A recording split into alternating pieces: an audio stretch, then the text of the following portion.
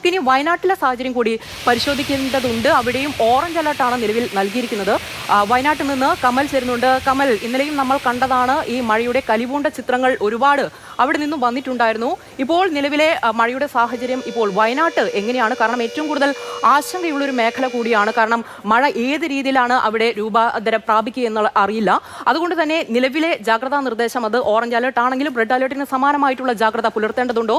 നിലവിലെ കാലാവസ്ഥ, മഴ അതെങ്ങനെയാണ് കമൽ? ഉമൈബാൻ, ഇന്ന് പുലർച്ചെ 4 മണി മുതൽ 7 മണി വരെയുള്ള സമയത്തേക്ക് റെഡ് അലർട്ട് പ്രഖ്യാപിച്ചിട്ടുണ്ട്. ഇന്നത്തെ പൊതു അലർട്ട് ഓറഞ്ച് ആയിരുന്നു. പക്ഷേ ഇന്ന് പുലർച്ചെ IMDയിൽ നിന്ന് വന്ന ഒരു മെസ്സേജ് പലർക്കും അത് വോയിസ് മെസ്സേജായി ഫോണുകളിലൂടെ വന്നിരുന്നു. 4 മണി മുതൽ 7 മണി വരെയുള്ള 3 മണിക്കൂർ വയനാട് ഉൾപ്പെടെയുള്ള വടക്കൻ ജില്ലകളിൽ റെഡ് അലർട്ട് പ്രഖ്യാപിച്ചിട്ടുണ്ട്. പക്ഷേ ആശ്വാസകരമായ കാര്യം, അത്ര ശക്തമായ മഴ പെയ്യുന്നില്ല എന്നുള്ളതാണ്. ഇപ്പോൾ തന്നെ നമുക്ക് കാണാം, ഞാൻ കുടയില്ലാതെ നിൽക്കാവുന്ന സാഹചര്യമാണ് കൽപ്പറ്റയിൽ ഉള്ളത്.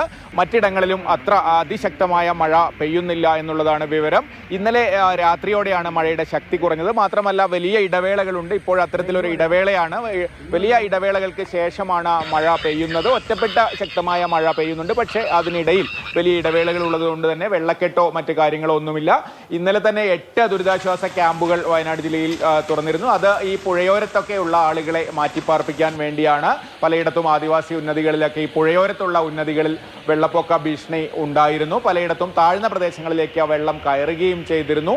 ഇന്നലെ ഉച്ചയ്ക്ക് ശേഷം വയനാട്ടിൽ തുടർച്ചയായി ശക്തമായ മഴ പെയ്തിരുന്നു. രാവിലെ കുറച്ചൊരു 10 മണി മുതൽ ഉച്ചവരെ ഒരു ഇടവേള, അതിനുശേഷം ഉച്ചയ്ക്ക് ശേഷം മഴ വീണ്ടും കനത്തതോടെ ഒരു ആശങ്കയുണ്ടായിരുന്നു. പക്ഷേ രാത്രി മഴയുടെ ശക്തി നല്ലോണം കുറഞ്ഞു എന്നുള്ളതാണ് ആശ്വാസകരമായ കാര്യം. ഞാൻ പറഞ്ഞതുപോലെ വലിയ ഇടവേളകൾ ആയിട്ടാണ് മഴ പെയ്യുന്നത്. പക്ഷേ ഇന്നത്തെ ഈ മെസ്സേജ് 4 മണി മുതൽ 7 മണി വരെ കനത്ത മഴ, റെഡ് അലർട്ടിന് സമാനമായ മഴ എന്ന ഒരു മെസ്സേജ് വന്നിട്ടുണ്ട്. പക്ഷേ അപ്പോഴും അങ്ങനെ ആശങ്കപ്പെടുത്തുന്ന ഒരു മഴ ഇല്ല എന്നുള്ളതാണ് ആശ്വാസകരമായ കാര്യം.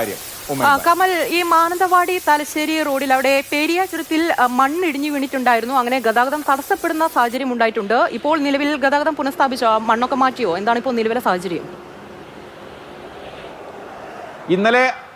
ഇന്നലെ അർദ്ധരാത്രിയോടെ തന്നെ ഫയർഫോഴ്സും മറ്റ് സന്നദ്ധ പ്രവർത്തകരും ഒക്കെ ചേർന്ന് മണ്ണ് നീക്കം ചെയ്തിട്ടുണ്ട്. പേരിയ ചുരം കയറി വയനാട്ടിലേക്ക് കടക്കുന്ന ചന്ദനത്തോട് ഭാഗത്താണ് ഇന്നലെ വൈകിട്ടോടെ ഗതാഗത തടസ്സമുണ്ടായത്.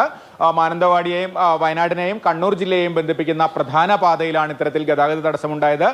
മറ്റൊരു റോഡായ കൊട്ടിയൂരേക്ക് പോകുന്ന പാൽച്ചുരത്തിൽ ഇന്നലെ രാത്രി യാത്ര നിരോധിച്ചിരുന്നു. കാരണം പാൽച്ചുരം കുറച്ചുകൂടി ദുർഘടമായ പാതയാണ്. അവിടെ ഇന്നലെ തുടർച്ചയായ ഗതാഗത തടസ്സങ്ങളും വലിയ പ്രശ്നങ്ങളൊക്കെ ഉണ്ടായിരുന്നു. അതുകൊണ്ട് പാൽച്ചുരത്തിൽ രാത്രി യാത്ര നിരോധിച്ചിരുന്നു. അപ്പോൾ ഈ പേരിയ ചുരം കൂടി തടസ്സപ്പെട്ടതോടെ വയനാട് കണ്ണൂർ ഗതാഗതം പൂർണ്ണമായും തടസ്സപ്പെട്ട നിലയിലായിരുന്നു ഇന്നലെ വൈകിട്ട് മുതൽ ഉണ്ടായിരുന്നത്. പക്ഷേ അർദ്ധരാത്രിയോടെ പേരിയ ചുരത്തിൽ ഗതാഗതം പുനഃസ്ഥാപിച്ചു. അതുകൊണ്ട് തന്നെ മാനന്തവാടിയിൽ നിന്ന് വയനാട്ടിൽ നിന്ന് ഈ കണ്ണൂർ ഭാഗത്തേക്ക്, തലശ്ശേരി കണ്ണൂർ മേഖലകളിലേക്കുള്ള യാത്രയ്ക്ക് ഇപ്പോൾ തടസ്സങ്ങളില്ല.